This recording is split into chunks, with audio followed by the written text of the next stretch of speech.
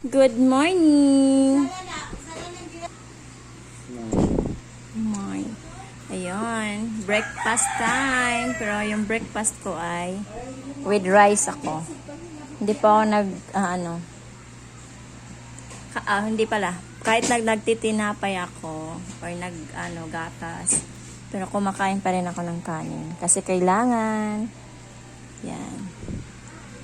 Fish with malunggay.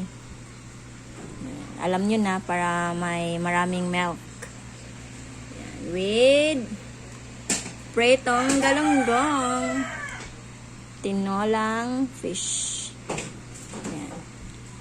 Tinolang fish. Kala mo naman, tinulang Ayan, mga palangga ko, kain po tayo.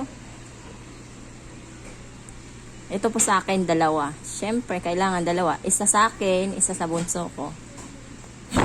Ganyan kasi. Pinagtatawanan ako lagi ng anak ko. Bakit mama dalawa sa'yo? Siyempre, may sa akin. Yung bunso ko, 8 months, 10 months. May budget din yun. Pero para sa mama, ay